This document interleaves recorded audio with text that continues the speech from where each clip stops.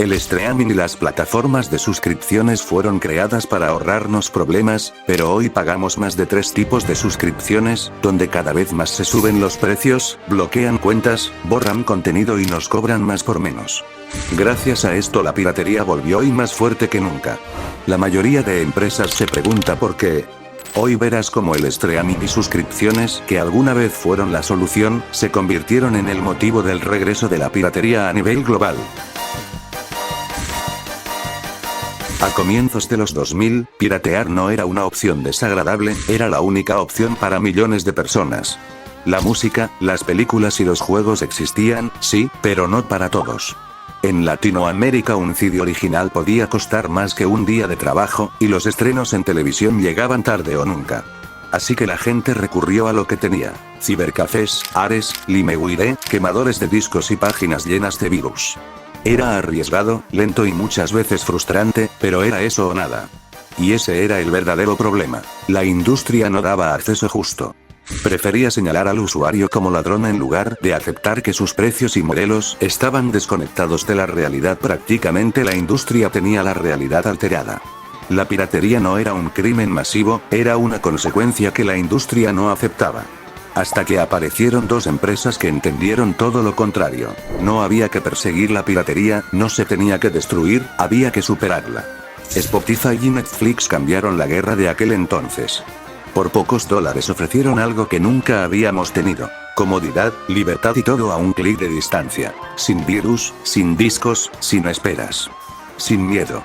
Pagar por entretenimiento dejó de ser un sacrificio y se convirtió en un alivio. Con la salida de estas nuevas plataformas de suscripciones la piratería cayó. Rápidamente las empresas celebraban. Nosotros también. Parecía que habíamos encontrado el punto perfecto. Yo pago menos de $5 y tú me facilitas la vida. Pero todo esto sonaba muy bien al principio cuando la vida era más buena, hasta que el tiempo y la inflación tomó el control del asunto.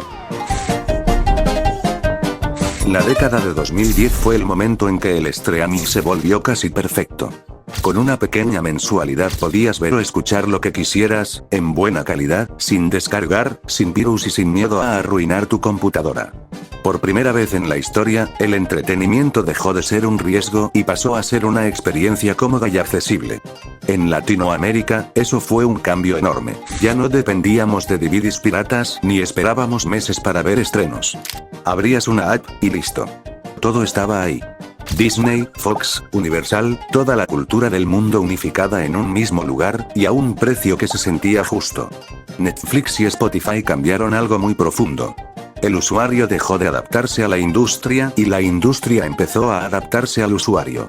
La decisión ya no venía de una cadena de televisión, venía de tu propio dedo presionando reproducir. Esa fue la verdadera revolución.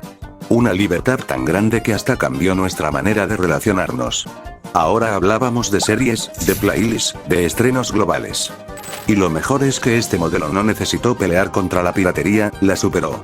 Si antes piratear era algo complicado y al mismo tiempo fácil, ahora era lo más incómodo y anticuado.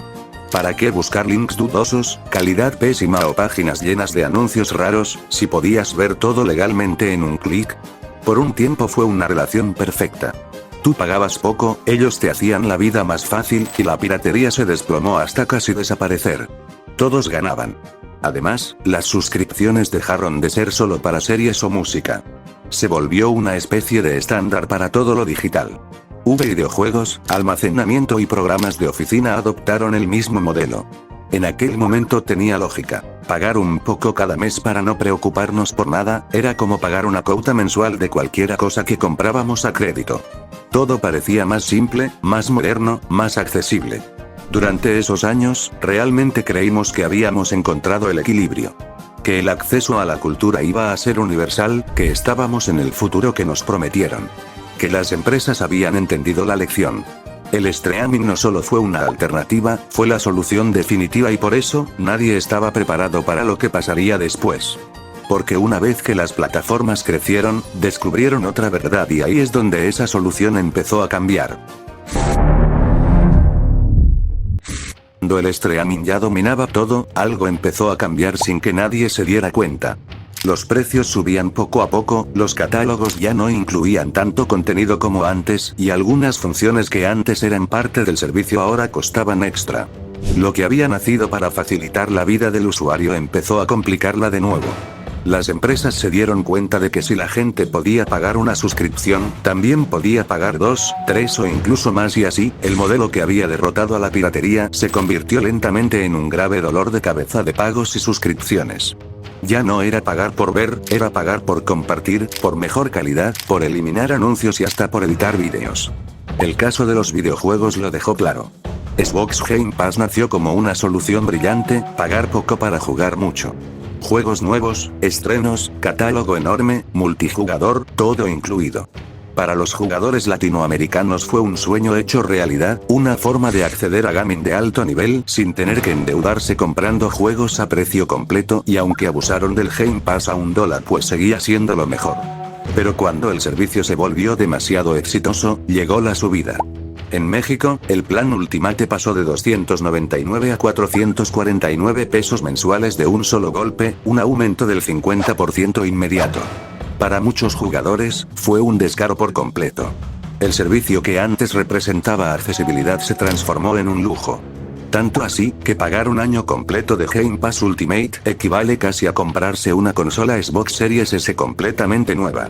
Es decir, el costo anual del servicio supera el valor de la misma consola. Y mientras eso ocurría en los videojuegos, en las plataformas de streaming la historia era la misma. Series eliminadas, películas que desaparecen sin aviso, funciones que antes eran parte de la experiencia ahora están bloqueadas detrás de planes más caros, e incluso algunos servicios empezaron a meter anuncios aunque sigas pagando. Los usuarios comenzaron a preguntarse por qué estaban dando más dinero para recibir menos contenido. Las empresas ya no buscaban hacer que la experiencia fuera mejor, solo buscaban justificar cada nuevo cobro con las excusas típicas que la inflación, los desempleos o echándole la culpa a la IA. Todo esto golpeó especialmente a Latinoamérica.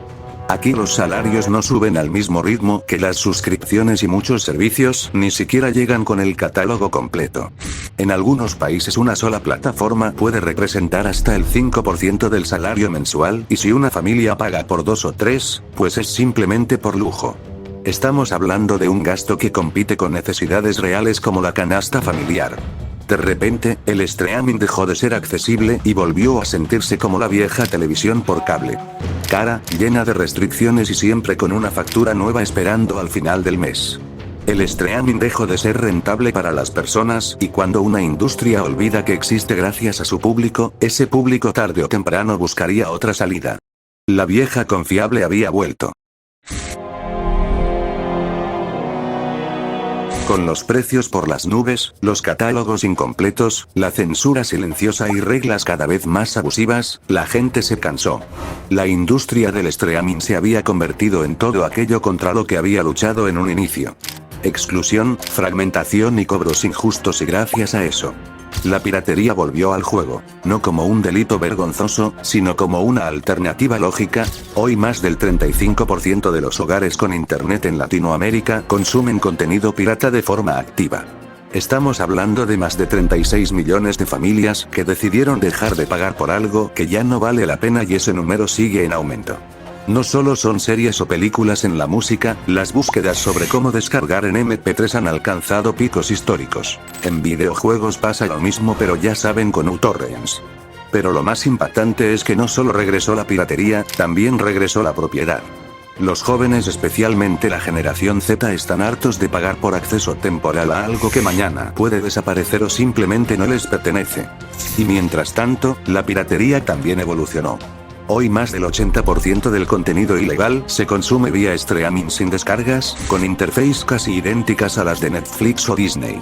No hay regiones bloqueadas, no hay anuncios, no hay eliminaciones de contenido. La ironía es dolorosa: la industria invirtió millones en tecnología contra la piratería, pero fue su propia avaricia la que convirtió a lo ilegal en el mejor servicio disponible.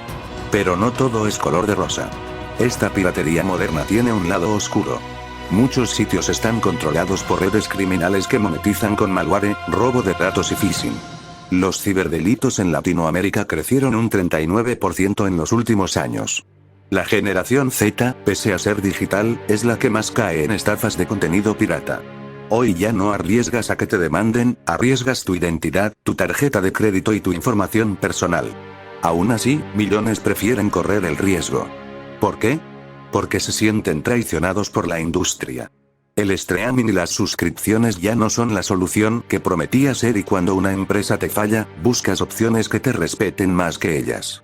Pero esto deja una reflexión. El acceso a la cultura no debería ser un lujo.